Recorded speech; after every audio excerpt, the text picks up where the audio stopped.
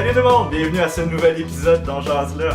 L'émission, on parle d'un nouveau sujet à chaque semaine. Marc-André au micro et cette semaine, je suis entouré de mes collaborateurs Rosemary, Allô, Samuel, Bonjour. et pour une deuxième semaine de suite, Valériane et Elisabeth de Défie-toi. bon. Salut. Donc merci d'être venus pour une deuxième semaine de suite, d'avoir fait la place dans votre agenda, on apprécie beaucoup.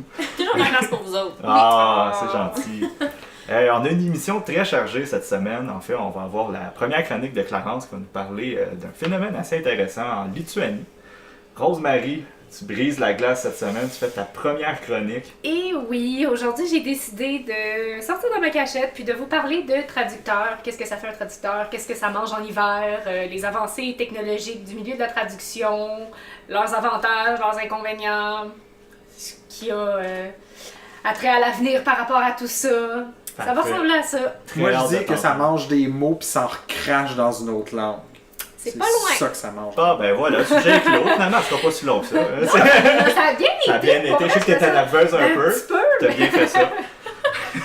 Et Sam, toi tu vas nous parler d'un groupe de musique que Rose et toi avez eu la chance de voir cet été en Allemagne. Oui, The Night Flight Orchestra, un groupe tout droit sorti des années 70 pour nous ramener finalement, nous faire vivre la nostalgie. Je dis tout droit sorti des années 70, mais le groupe ne vient pas des années 70. C'est un groupe très actuel, très actif, qui vient d'un milieu qui est complètement différent de ce qu'il joue.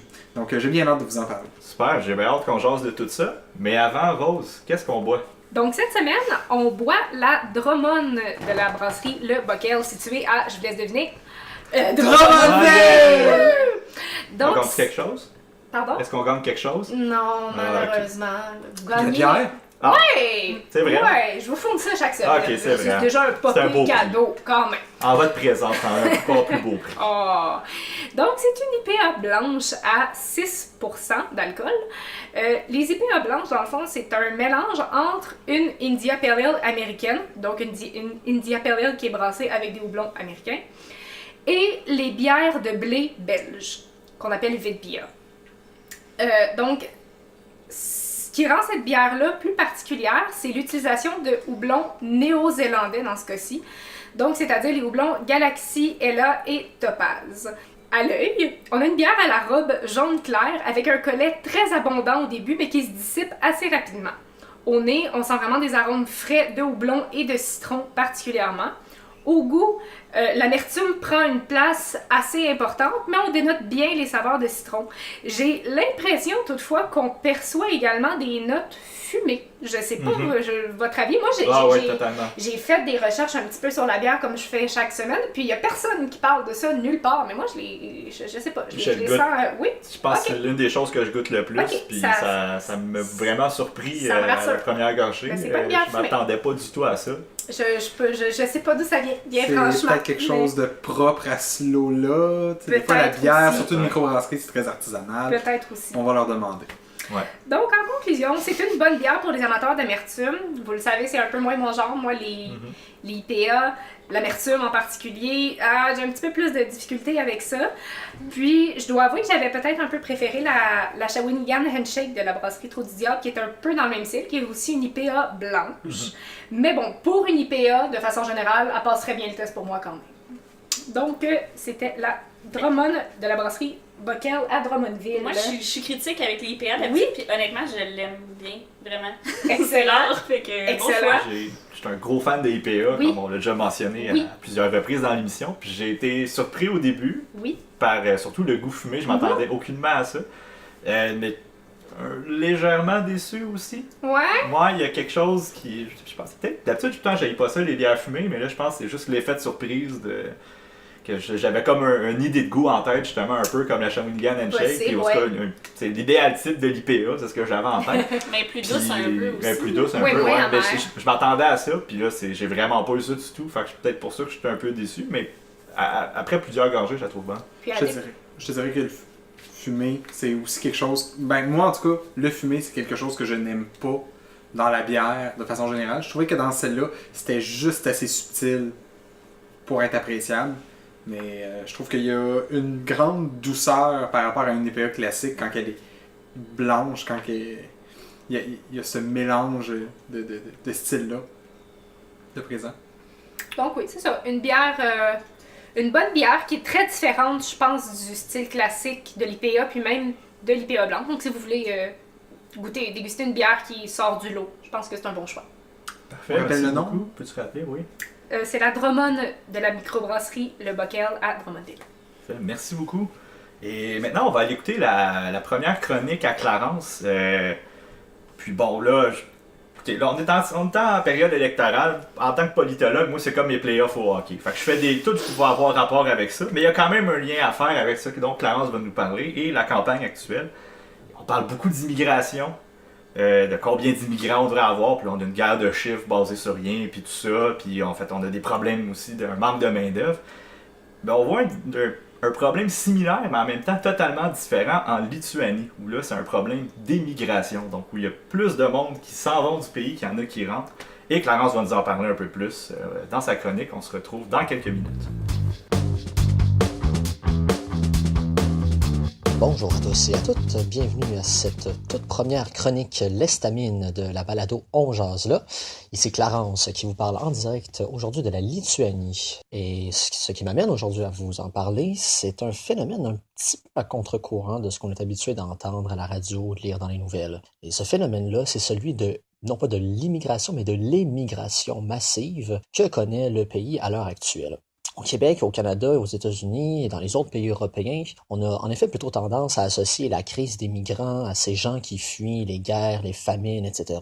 pour espérer trouver une meilleure qualité de vie en Occident. Mais qu'est-ce qui se passe dans un pays qui, au contraire, a tout intérêt à garder sa population à l'intérieur de ses frontières? C'est donc sur ce terrain-là que j'aimerais vous amener aujourd'hui. Pour ce faire, dans le fond, je voudrais vous faire le portrait succinct d'un pays qui a une toute autre vision de ce qu'est une crise migratoire. Il est à savoir que la Lituanie a perdu 20% de sa population depuis 1990. Pour vous donner un exemple, en 2016 seulement, 50 000 personnes ont émigré du pays.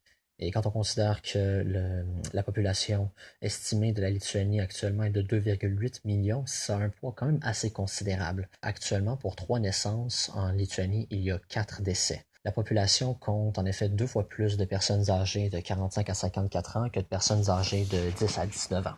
À ça, on peut également ajouter le fait qu'il y a un haut taux de chômage chez les jeunes et que l'attrait des opportunités économiques dans les pays de l'Ouest actuellement pousse 82% des étudiants à envisager l'émigration à la fin de leurs études ou lorsqu'ils sont en moyen de le faire. À cela, il faut également ajouter une espèce de relative morosité du climat social, de même que la frustration face à certaines mesures gouvernementales qui sont jugées conservatrices. Juste pour vous donner un exemple, le jour de la rentrée des classes, donc le 1er septembre, il est interdit pour toutes les épiceries de vendre de l'alcool. Donc, ce genre de décision-là est susceptible de provoquer la grogne de la jeune population qui préfère généralement, comme on s'en doute un peu, juger de sa propre responsabilité dans les affaires quotidiennes. Et ça inclut sa consommation d'alcool, et ça même dans un pays où les problèmes d'alcoolisme sont importants et assez fréquents. Donc, face à cette émigration massive, on pourrait se poser la question à savoir comment se manifeste la volonté politique pour contenir cette mouvance-là. La réponse est un peu difficile parce que la volonté politique, elle se manifeste difficilement. Parmi les solutions imaginées, on peut tout à fait, on pense tout de suite en fait à l'immigration pour contrebalancer le départ des Lituaniens. Seulement, il y a un truc. Alors qu'au Canada et dans d'autres pays occidentaux, l'immigration est un sujet d'actualité assez fréquent, c'est pas du tout le cas en Lituanie. Les demandes d'immigration sont en effet très faibles. Juste pour donner un exemple, elles peinaient à atteindre 500 seulement en 2015. Et comme de nombreux pays de l'Est, la Lituanie s'est pas montrée très intéressée par le plan de partage des migrants de la chancelière allemande Angela Merkel en 2015. Il faut dire aussi que l'histoire récente de la Lituanie explique la frilosité de sa population à l'idée de recevoir des étrangers.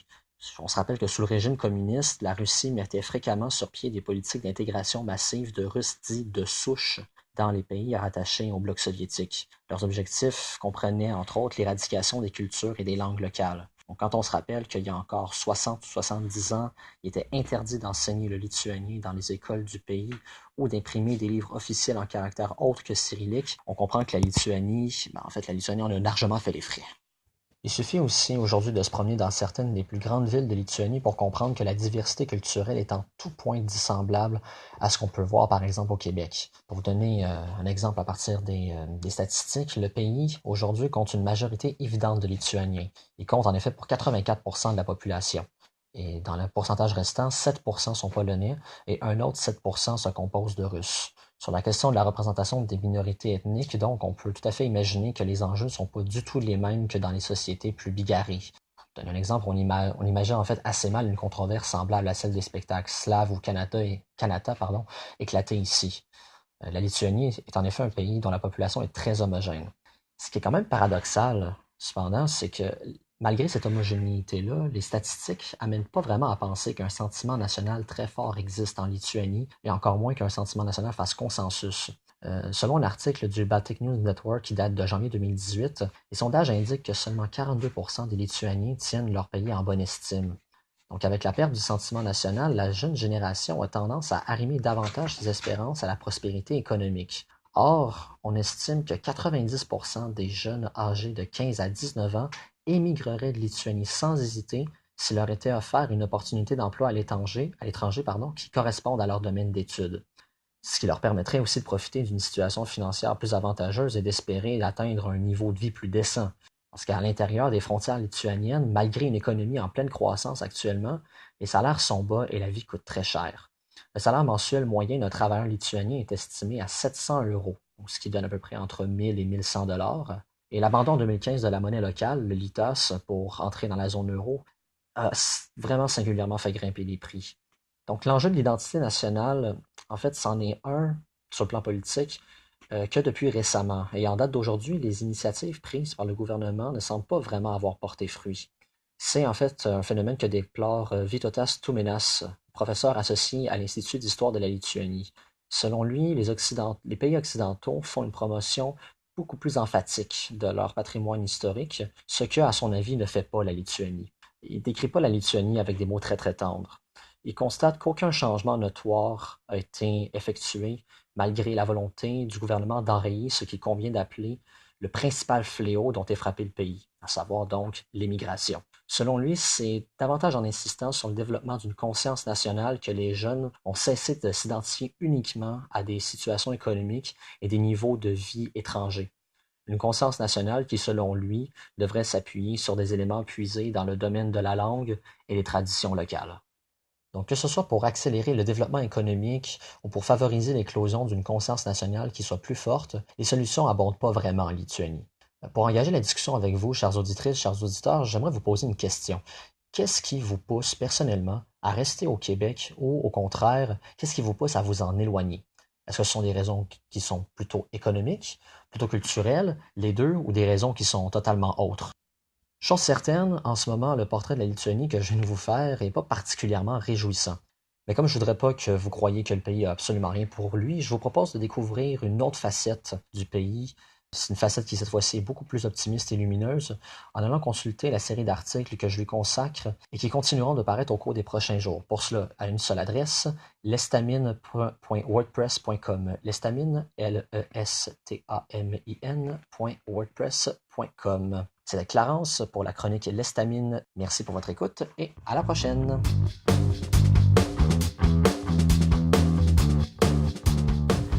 Alors, merci beaucoup, Clarence, pour cette première chronique fort intéressante.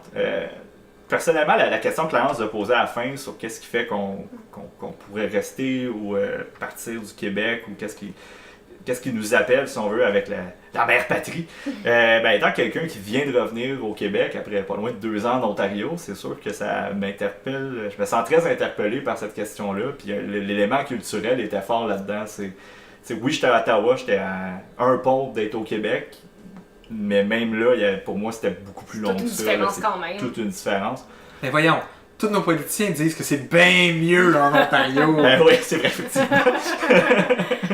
Pas tellement. Mais c'est ça, c'est vraiment le côté culturel qui a joué beaucoup, entre autres. Oui, il y a le côté... Le premier aspect, c'est vraiment le côté familial, puis les amitiés, puis tout ça qui sont petits, le sentiment, c'est ça qui fait vraiment le sentiment d'appartenance.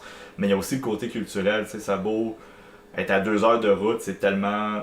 C'est un autre pays, là.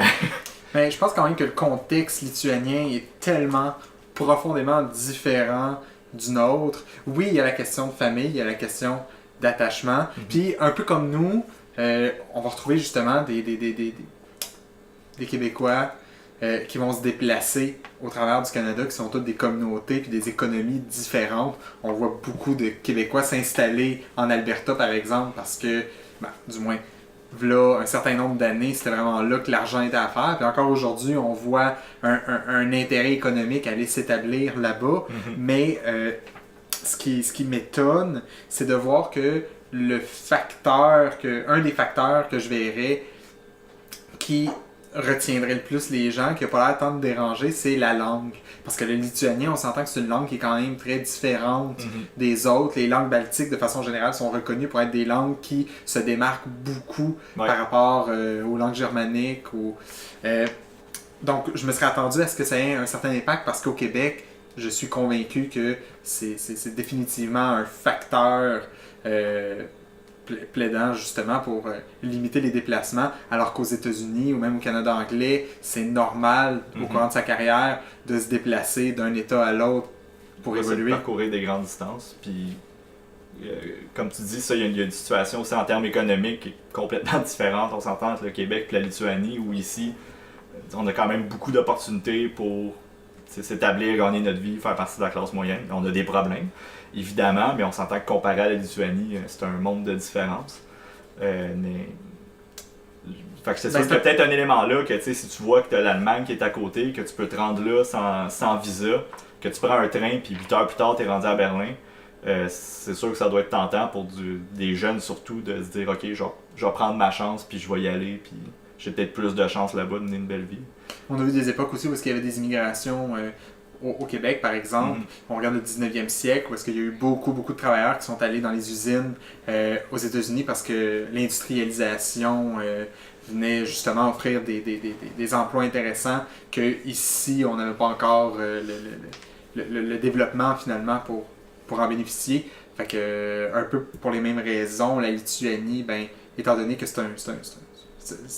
les frontières sont ouvertes, les gens peuvent aller se déplacer, s'établir ailleurs, avec un diplôme en poche surtout, un intérêt à s'établir ailleurs. Ouais, mais ça, je vois mal, en mettant mon chapeau de politologue, je vois mal comment ils vont réussir à régler ce problème-là, à entendre comment Clarence explique justement les mesures qu'ils ont essayé de mettre en place pour l'instant, ou plutôt parfois même l'absence de mesures, puis l'absence de désir, on dirait quasiment de régler ce problème-là, même si je suis sûr qu'ils souhaitent que ça arrête, mais ils font peut-être pas les gestes en conséquence, mais c'est assez intéressant et inquiétant quand même aussi.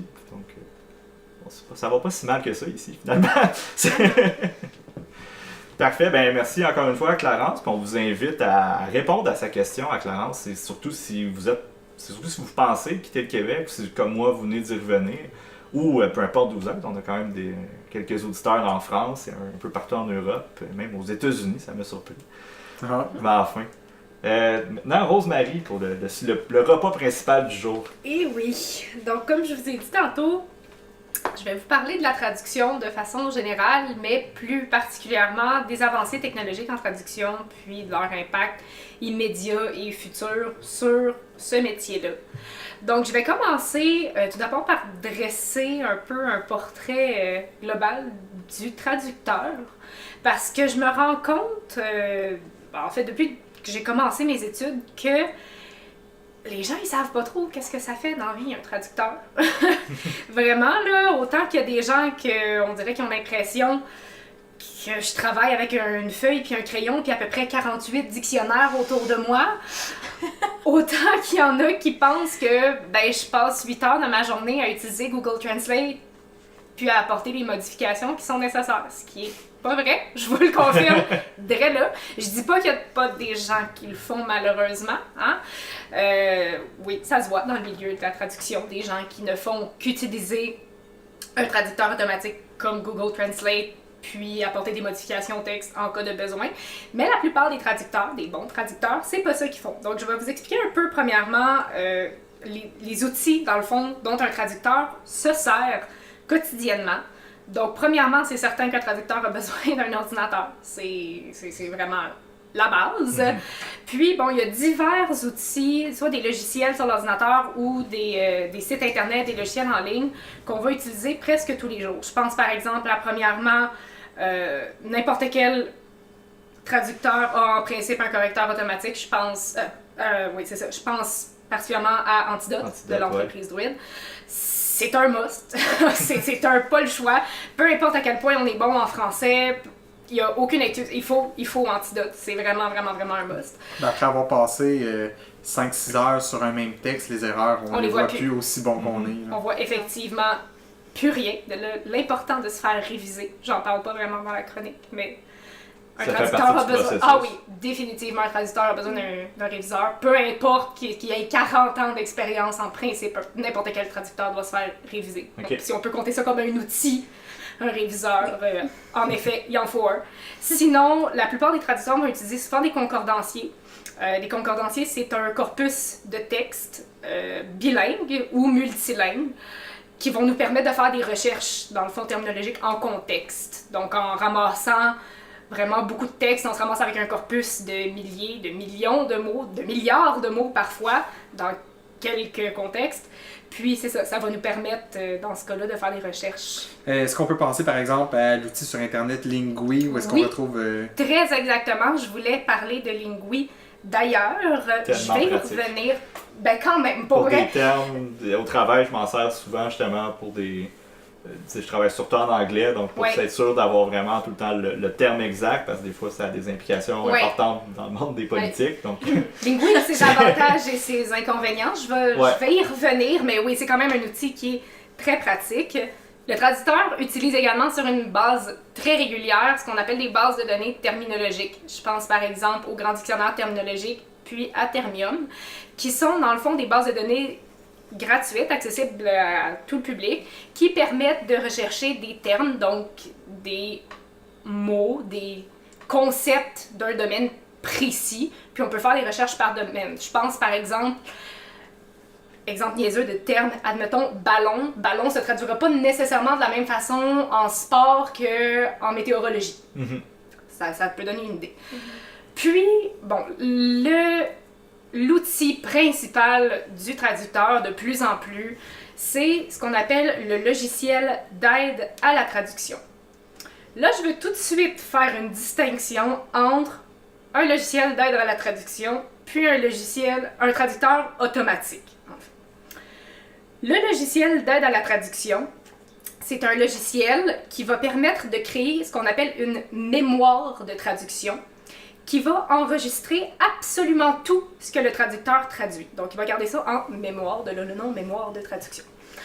Donc, dans le fond, ça permet au traducteur de voir le travail qu'il a déjà fait. Donc, quand il va rencontrer une phrase qui a déjà été partiellement ou entièrement traduite, ça peut être dans le même texte, ça peut être dans un texte d'il y a 10 ans, ça change rien, le logiciel va permettre au traducteur, enfin, il va lui suggérer ce que le traducteur a déjà traduit. Donc ça, vraiment, ça permet une rigueur, puis une constance dans l'écriture. Puis évidemment, ça permet d'augmenter la rapidité puis l'efficacité de façon fulgurante, parce que, bon, on cherche pas un terme qu'on a déjà traduit v'là 2 mois, puis qu'on se rappelle plus, puis qu'il faut refaire la recherche. Non, c'est ça. J'ai tellement juste un gros panneau qui flash dans ma tête en ce moment, puis c'était écrit « Intelligence artificielle » en rouge, puis ça flash. J'y ça viens! Arrête pas. Je le sais qu'on s'en va là, puis j'ai hâte. J'y viens. mais pas avec les logiciels d'aide à la traduction. J'en parlerai pas. Peut-être, en tout cas. Je te laisse aller. Ces logiciels-là aussi permettent souvent d'inclure des bases de données terminologiques qu'on a faites au préalable. Donc, c'est vraiment un outil qui permet d'utiliser... c'est vraiment un multi-outil, en fait, qui permet au traducteur, comme je disais, d'augmenter sa rapidité, son efficacité puis sa constance. Au début, un logiciel d'aide à la traduction, c'est complètement inutile. Vous vous en douterez. Mais c'est de plus en plus qu'on l'utilise, plus ça devient pratique. Puis j'ai juste une petite question, par exemple, toi tu travailles en entreprise. Oui. est-ce que c'est partagé à travers tous les traducteurs qui sont là, qui ont été là dans le passé? C'était ma phrase suivante. Excuse. Ben non, tu m'as traduit. Oui, en effet, ces Ok. mémoires-là peuvent. Moi, je connais pas de place où est-ce qu'ils sont pas. Ça serait un peu... Mais en effet, c'est niaiseux. partagé à travers tous les traducteurs. Donc, ce qui permet, comme je dis, une constance avec ses propres traductions, mais aussi une uniformité avec les traductions de tous les traducteurs de l'entreprise. Peut-être depuis plusieurs décennies même. Depuis, en ben, plus, en fait, ces logiciels-là n'existent pas depuis si longtemps que ça. Ok. Mais oui, depuis des années quand même, c'est ça. Ok. Ça permet de garder une constance au fil du temps, puis sur de très très longs termes, dans le fond. Les traducteurs automatiques. Maintenant. Si vous voyez si vous seulement pouviez voir la phase d'exaspération de Rose en ce moment. Oh, mais. Ouais. C'est pas que du mauvais, les traducteurs automatiques. C'est pas ce que je veux dire. Mais je trouve ça vraiment, vraiment, vraiment important de faire la distinction, comme je dis, entre les logiciels d'aide à la traduction puis les traducteurs automatiques. Parce que c'est tellement pas la même chose. Puis les gens, moi-même, dans mon entreprise en particulier, moi je travaille pour une entreprise, dans le fond, une filiale américaine d'une entreprise italienne. Ok. Mais on travaille vraiment qu'avec les bureaux de la Floride.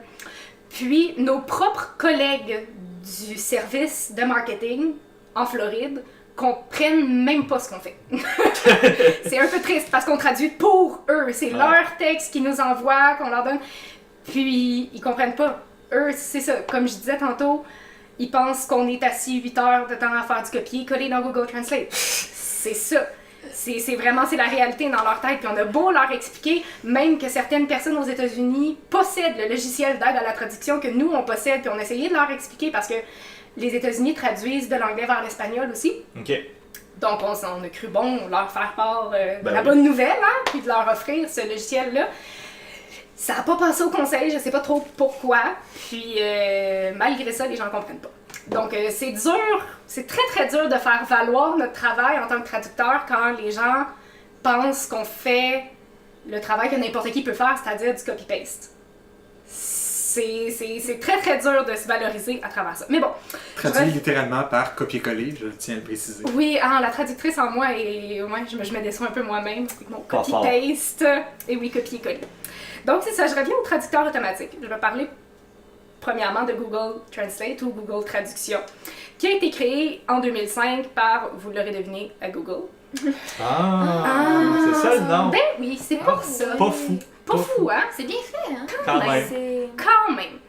Donc, Google Translate utilise une méthode de traduction automatique statistique qui se base sur des recherches de Franz Josef Hoch, qui est un informaticien allemand. Donc, dans le fond, c'est de lui qui vient la méthode statistique. Ok. Donc, selon Hoch, l'élaboration d'une statistique utilisable dans un contexte de traduction doit avoir un corpus de texte bilingue de plus d'1 million de mots et de 2 corpus unilingues de plus d'1 milliard de mots chacun pour être considéré comme un bon corpus. Ok. Parce que sinon, les statistiques, ben, ça fonctionne Il pas. n'y aura pas assez de mots. quoi. Donc, pour arriver à atteindre ce corpus-là, Google utilise beaucoup de documents de l'ONU qui traduit tous ces documents en 6 langues. Donc déjà, ça leur donne un pas pire corpus. En fait, exactement un corpus de plus de 20 milliards de mots, pour vous donner une idée. Pas pire. Un pas pire corpus. Je pense qu'on peut parler d'un des plus gros, si c'est pas le plus gros corpus multilingue. Est-ce qu'ils se servent aussi de sources, par exemple comme Wikipédia, tu sais, qui est accessible à tout le monde comme ça en ligne? Ben, je pense pas parce qu'en fait, le but d'un corpus bilingue, c'est d'avoir des traductions. Wikipédia n'est pas ça sera pas traduit constant, ouais. la plupart du temps. Ok. Les articles divergent d'une langue à l'autre. Des fois, c'est des traductions. C'est vrai, non, c'est vrai. Mais dans la plupart des cas, je pense que c'est pas le cas. Fait que non, Ok. pas à ma connaissance en Non, tout c'est cas. Là. c'est logique. Donc, mon verdict envers, en fait, le verdict général envers Google Translate, c'est que ben, ça reste des statistiques. Hein? C'est jamais fiable à 100% les statistiques. Je peux prendre l'exemple qui est sorti l'année passée de TELUS. Je sais pas si vous en aviez entendu parler. Oui. Oui, de la fameuse phrase « Take a deep breath, ground yourself, go kill it », qui avait été traduite par « Prenez une profonde respiration, broyez-vous, va le tuer ». Ah, je me Ça- sentais tellement respecté en tant que francophone cette Oui, journée-là. moi aussi, définitivement. Donc, on voit que même si... Je sais pas si ce texte-là a été traduit par Google Translate. Je le sais pas. Mais visiblement, ça a été traduit par un traducteur automatique, puis Ouais. probablement un traducteur automatique utilise la méthode statistique, parce que ces résultats-là ne font aucun sens, vous le voyez bien.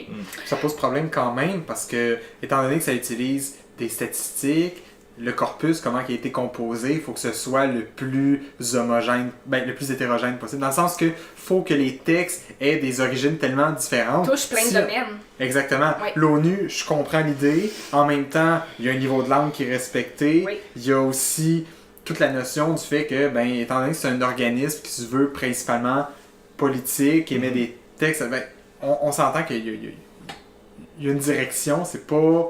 Définitivement. Ça, puis je me sers justement des fois de Google Translate pour Oui. juste voir, je vais mettre une phrase des fois au complet ou un paragraphe, souvent juste pour sauver du temps, puis après Oui. ça réarranger Oui. pour que ça fasse du sens. Puis j'avais remarqué, puis c'est vraiment anodin comme exemple, mais j'avais remarqué que quand c'était des trucs par rapport à ma job ou à mes études, donc des trucs politiques, c'était souvent assez fiable Ah ben ça c'est intéressant ça Plus. par contre. que tu sais, du vernaculaire ou des Ok. choses genre ou un texte plus léger si on veut. Puis là, en me disant que ça vient de l'ONU, Ah. je suis vraiment. En tout cas, tu sais, il y a des nids qui se trachent. Ben Je oui, serais curieux il y a d'en des liens. voir Tu une vois, je étude savais pas là-dessus. ça. Mais c'est quoi que j'avais remarqué? Puis t'es à l'aise à mettre des textes gouvernementaux dans Google Translate. Ben, je mets pas n'importe quoi non plus. D'accord. Ouais, faut faire attention Non, avec les en mots de général, pour le confidentialité. gouvernement, c'est plus des termes, par exemple, je vais connaître le terme en français ou je vais avoir un terme en anglais que je connais pas. Puis souvent, je vais mettre la phrase pour que le contexte reste le même. Je pense Mais que la non, question est quand même je intéressante. n'irai pas traduire un texte du gouvernement sur Google Translate. Puis c'était vraiment pas toi que je disais parce que je sais que Je sais. toi tu mets du duct tape sur ta webcam, sur ton laptop. Donc, sans dire que t'es conspirationniste, t'es méfiant. Moi, écoute, dès que je suis un ordi de la job ou un ordi en général, maintenant que ça fait 2 ans que je suis au gouvernement, je me rends compte que probablement que les Chinois, les Russes, puis peut-être même les Nord-Coréens voient ce que je suis en train de faire. Moi, c'est mon idée de base, fait que je suis peut-être un peu paranoïaque aussi. Mais j'ai de plus en plus de raisons de croire que j'aimerais l'être. Surtout quand j'habitais à Ottawa. Je veux dire, j'habitais pas loin des ambassades, puis c'est reconnu qu'il y a de l'espionnage qui se fait là, qui capte à peu près tout ce qui se passe sur les téléphones cellulaires dans des régions précises, près du Parlement et des ambassades. Mieux vaut être trop prudent. Exactement. Mais enfin, c'était une parenthèse, mais Je vais faire une parenthèse moi aussi sur la traduction du gouvernement. J'en parle pas, j'étais pas supposée en parler. Vas-y, parce que Mais- moi, je vais avoir un devoir de réserve là-dessus, mais j'ai certaines opinions. Ok, mais enfin. j'aimais pas d'opinion, c'est juste un Vas-y, fait toi, tu par peux. rapport, par rapport dans le fond aux outils de traduction qu'ils utilisent, parce que je dois vous avouer que le bureau de la traduction à Ottawa fait de la traduction automatique. Il n'y a à peu près plus de traducteurs en tant que tels qui traduisent les textes à partir de la base. Les textes sont traduits par un traducteur automatique qui est réservé au gouvernement, donc c'est pas Google. De là, il n'y a pas de problème en tant que De tel au niveau de la sécurité. confidentialité. C'est ça, et les traducteurs révisent ces textes-là. Par loin, révisent Ouais. entre grosses guillemets. J'aurais beaucoup d'exemples à donner, mais ça, Oui, ça- chers auditeurs, c'est- si on se croise à un moment donné pour une bière, je vous en reparlerai, mais ça sera hors micro. Moi, je te parle du processus supposé. Je te parle de la fin du bureau. processus. Ouais, c'est ça. Donc, c'est ça. Si vous posez des questions par rapport à ça, oui, les textes du bureau sont traduits automatiquement, mais il n'y a pas de problème en tant que tel au niveau de la confidentialité. Donc, c'est ça. En fait, pour en revenir à Google Translate et pour conclure, les traducteurs, comme Google Translate, mais les traducteurs de façon générale automatique utilisent la méthode statistique. On ne peut pas dire que c'est des outils fiables à une exception près. Ces logiciels-là sont capables de traduire à la perfection des textes qui sont issus du domaine de la météo. Ah oui. Oui, parce que, en fait, il n'y a jamais de polysémie dans les termes de météo. Ce que je veux dire par là, c'est que un terme météorologique veut jamais dire deux choses en même temps. De la pluie, c'est de la pluie. De la neige, c'est de la neige. Ces termes-là se traduisent toujours de la même façon. Puis les phrases sont toujours construites de la même façon. Donc, c'est vraiment la seule application où les traducteurs automatiques utilisent la méthode Métastatistique. oui, la méthode statistique, merci. font une job parfaite. C'est quand même aussi, dans les relations internationales, c'est un des sujets où il y a eu des accords de sémantique, je pense. Oui. De sémantique quand même assez rapidement entre C'est des les termes qui pays. sont super normalisés. C'est ça, c'est super normalisé. Ouais. À part, OK, on a une couple de tatas qui utilisent encore les Fahrenheit, mais à part ça, Ouais. tu sais, c'est tout égal de, OK, ça, c'est la définition pour tel truc météo, par exemple, un ouragan, c'est la même chose, peu importe où tu es dans le monde. T'sais. Exactement. Ben, les places des cyclones, des typhons, en tout cas. Ouais. Mais, ouais, fait que, OK, ça fait du sens, hein. Ouais, C'est exactement. intéressant. Donc, mais c'est la seule application. Là. Pour vrai, sinon, moi, je vous le conseille pas. Ben, la poésie, c'est pas pire. Oh oui, ça fait une job incroyable. Je pense que Clarence était pas là. Hey! Ouais, c'est ça. Maintenant, je vais vous parler d'un autre type de traducteur automatique. En fait, je vais vous parler d'un traducteur automatique en particulier parce que j'en connais pas d'autres personnellement qui utilisent cette méthode-là. Je vais vous parler de DeepL. Vous pouvez déjà avoir une petite idée avec le nom de quoi je vais parler. Donc, c'est un service de traduction automatique en ligne qui se base sur le deep learning. Yes! Yes! Là, je suis content. L'apprentissage oui. profond. L'apprentissage profond, mais c'est ça, de là vient le nom DeepL, Deep Learning. Donc, dans le fond, ce service-là de traduction utilise des réseaux neuronaux constitués sur les bases de données de Lingui. On en parlait tantôt de Lingui. Et oui, donc Lingui, en fait, qui est un des dictionnaires multilingues les plus complets qui existent. C'est un site qui est extrêmement populaire pour son concordancier multilingue dont je parlais tantôt. Donc, il propose des traductions qui sont contextualisées plutôt qu'un seul mot, comme dans un dictionnaire. Lingui s'appuie sur un corpus de plus d'1 milliard de textes, pas 1 milliard de mots, 1 milliard de textes, qui ont été traduits par des humains, qui proviennent de différentes sources, donc notamment des textes du Parlement européen ou des brevets de l'UNESCO. Ces textes-là sont ensuite vérifiés ou pas. Ouais, 1 milliard de textes, ça fait pas mal de main-d'œuvre là, pour C'est regarder ça. ça. Par contre, Lingui précise quand les textes ont été vérifiés. Dans le fond, Ok. quand on fait une recherche sur Lingui, pour ceux qui l'ont déjà utilisé, vous le savez, ça présente qu'un bout de phrase où est-ce que l'expression qu'on cherche est présentée. Puis, si la phrase n'a jamais été vérifiée, il y a comme je pense, c'est un petit triangle jaune avec un point d'exclamation, puis quand on passe notre souris dessus, notre curseur, ça dit « la phrase n'a pas été révisée ou vérifiée », je ne me rappelle plus exactement comment ils disent ça, mais c'est ça, on le sait. Au moins, il y a quand même une transparence là-dessus. Oui, oui. Est-ce que ça veut dire que parce que ça a été vérifié, c'est bon? Pas nécessairement. J'imagine que non. Non, ça veut pas dire.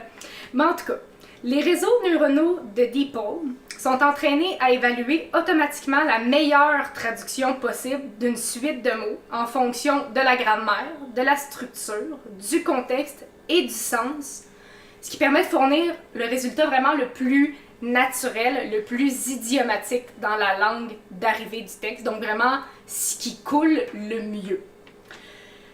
Les résultats Oh!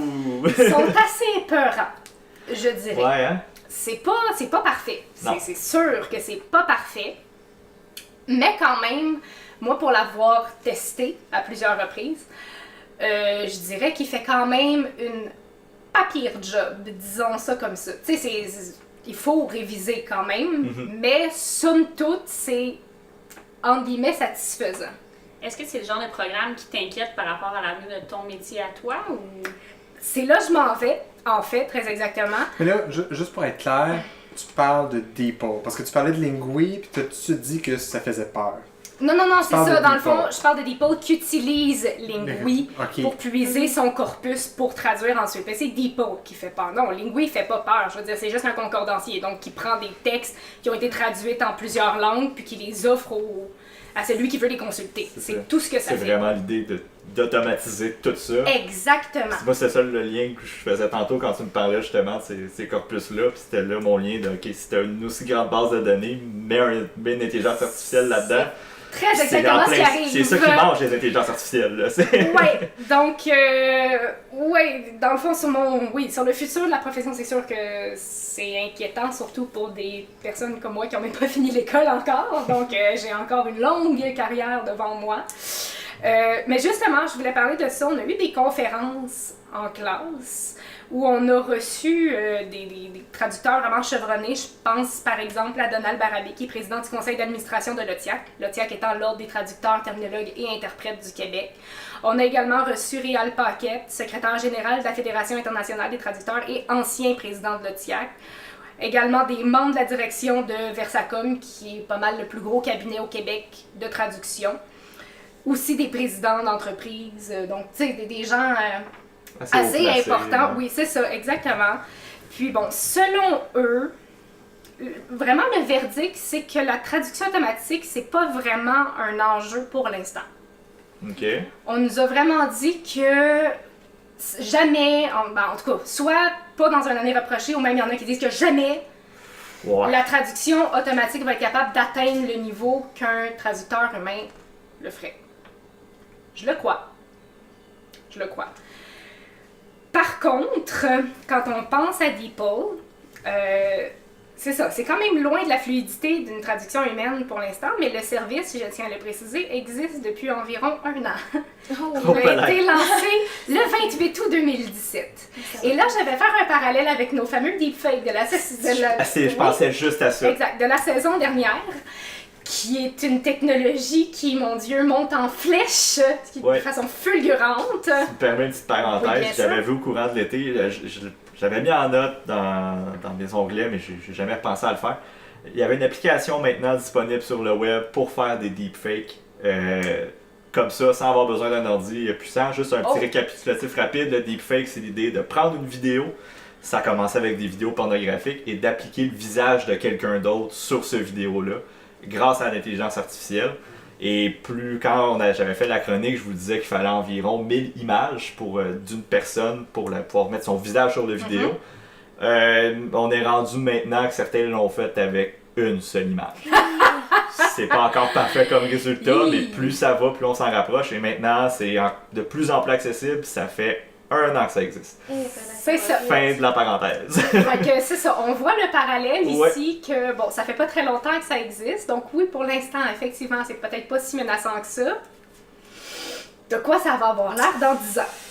Si c'est pas moins, ouais. Si c'est pas moins. C'est pour ça que dire que jamais ça va remplacer, moi j'ai... Non, pas que ça va remplacer. J'ai dit que ça sera jamais à la hauteur du niveau, mettons, de traduction d'un humain. Puis ça, je le crois.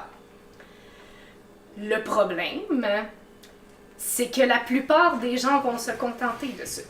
Ils se contentent déjà de beaucoup moins avec les exemples qu'on a donnés tout à l'heure. Déjà de Google Translate. Ouais. C'est ça le problème. C'est que, bon, la traduction est un milieu qui est vraiment... c'est difficile de faire de l'argent en traduction parce que les gens comprennent pas votre utilité. Notre utilité. Souvent même, les gens sont obligés de traduire, que c'est pas par bonne volonté. On pense par exemple ici au Québec que si on veut vendre quelque chose, ben ça n'a pas le choix d'être traduit en français. Ouais. Donc la plupart des entreprises, pour eux, on est vraiment une obligation. Donc déjà, c'est pas le fun. Donc c'est très très dur d'être payé à sa juste valeur, disons ça comme ça. Surtout que c'est ça, il y a beaucoup de services qui sont offerts, je dirais, à moindre prix. Je pense par exemple aux traducteurs freelance, que je veux pas, mon but c'est pas de dénigrer ou quoi que ce soit, mais les traducteurs freelance, c'est des gens qui n'ont pas étudié en traduction, qui ont juste une bonne maîtrise en principe d'une langue, ben de deux langues, une langue source puis une langue d'arrivée, puis qui s'inventent traducteurs en fait. Ouais. Que ce soit des jobs à quelques sous la traduction. Exactement, c'est ça l'affaire, c'est que ces gens-là, considérant qu'ils n'ont pas de formation, ils vont se permettre de charger un prix beaucoup moins élevé que quelqu'un qui a fait ses études en traduction, qui fait partie de l'ordre, etc. Donc les entreprises vont souvent se tourner vers ça parce que les coûts sont beaucoup moins élevés. Sinon, ce qui existe aussi, c'est beaucoup des entreprises, je pense, c'est couramment utilisé en Inde en fait, c'est des entreprises qui, eux, font de la traduction automatique, qui sont ensuite révisées par des réviseurs, entre guillemets, encore une fois, ce qui donne souvent des résultats assez médiocre, je dirais, mais qui charge à environ 3 à 5 sous le mot, alors que je dirais qu'un salaire convenable pour un traducteur au Québec tournerait autour d'un minimum de 20 sous le mot. Ok, il y a quand même une différence vraiment importante. C'est une immense différence. Ouais. Donc, c'est dur de compétitionner contre ça. Surtout que, comme je dis, les entreprises ou les particuliers se contentent de ça. Donc, vraiment, la problématique, en fait, c'est pas en soi les logiciels de traduction, c'est même pas les entreprises qui utilisent ça parce qu'ils le font puis il y a personne qui chiale. Le problème, c'est qu'il y a personne qui prend position contre ça. Les gens s'en contentent, les gens se disent c'est pas grave.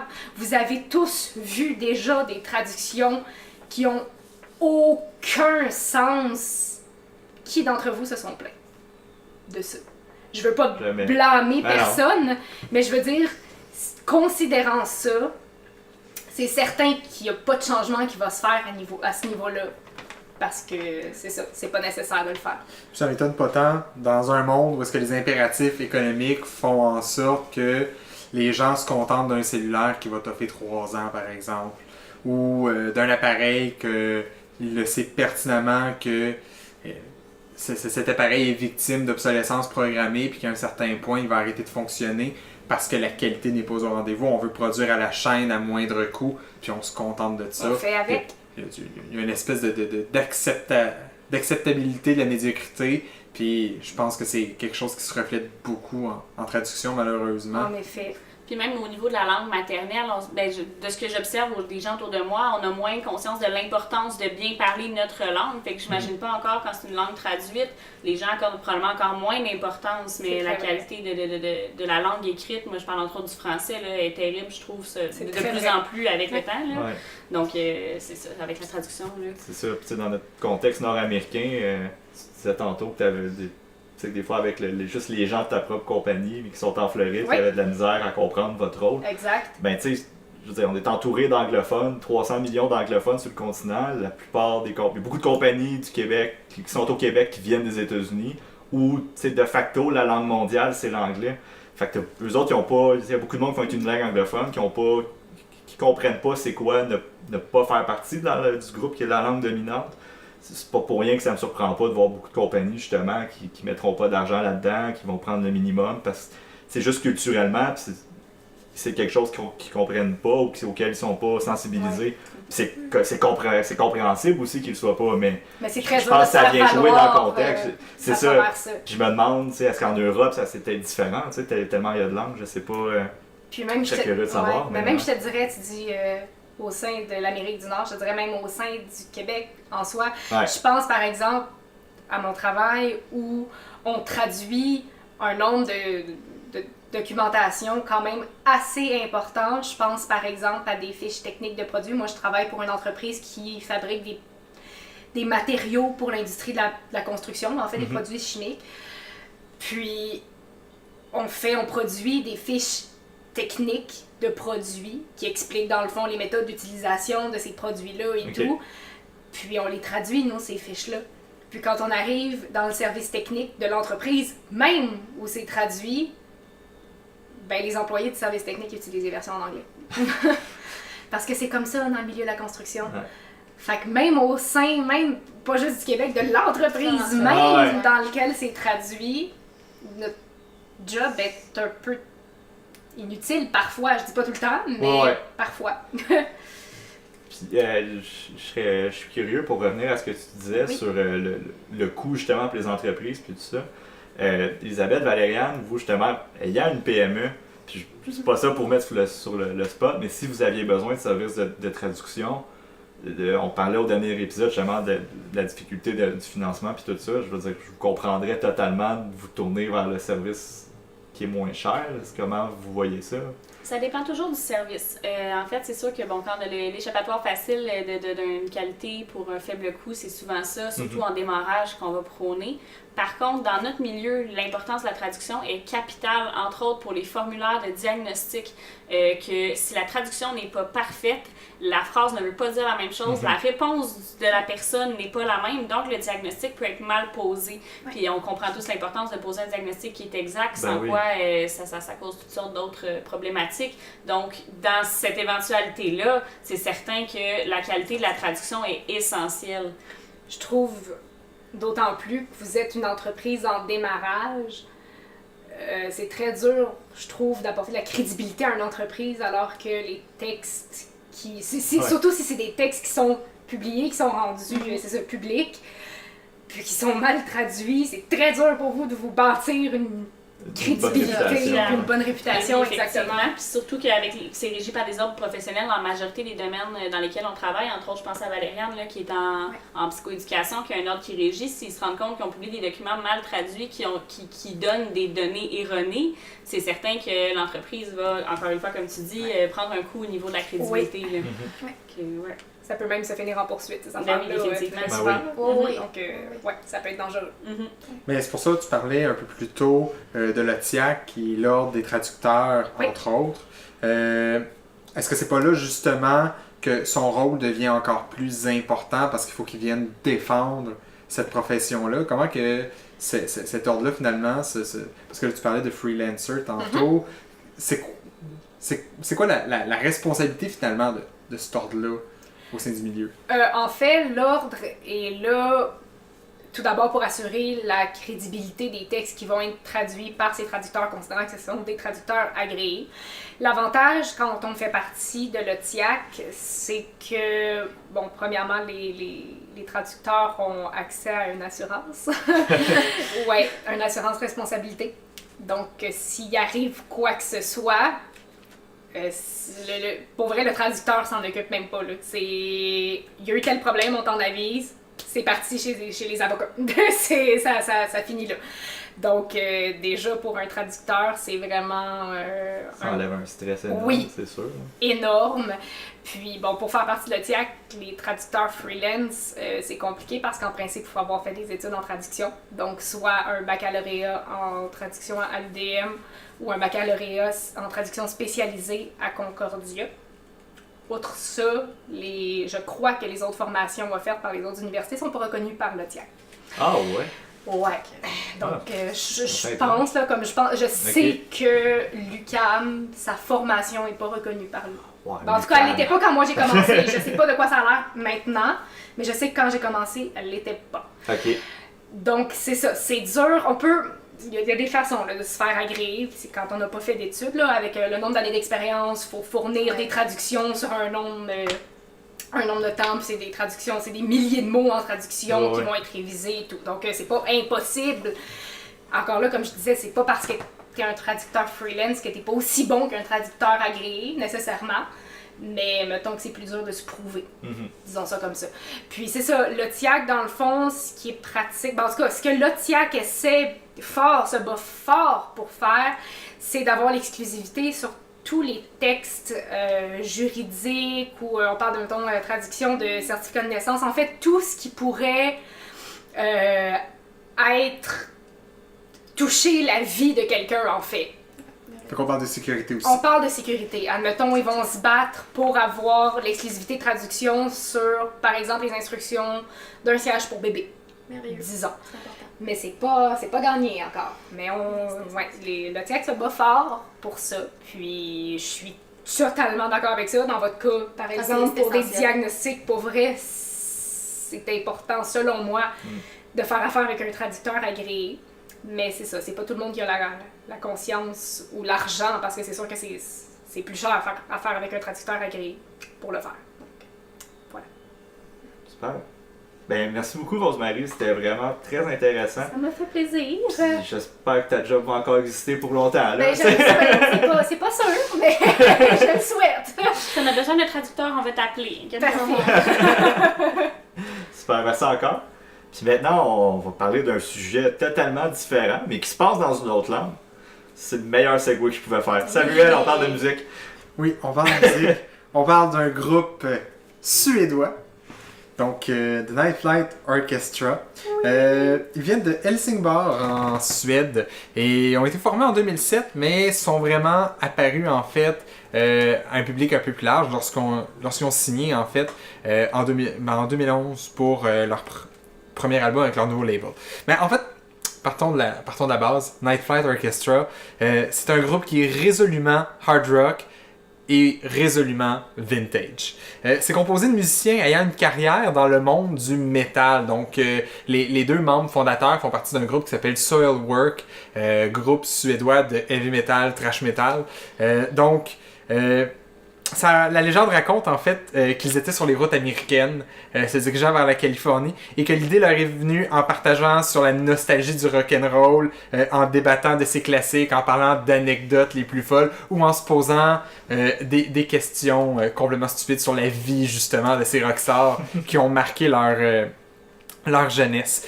C'est ainsi en fait qu'ils ont décidé de se lancer dans ce projet, ce side project-là, parce qu'ils sont restés quand même avec dans leur groupe original. Dans leur groupe original, puis ils ont réussi à rapatrier des membres d'autres groupes métal de leur communauté qui avaient la même passion pour cette vieille musique-là, ces vieux classiques.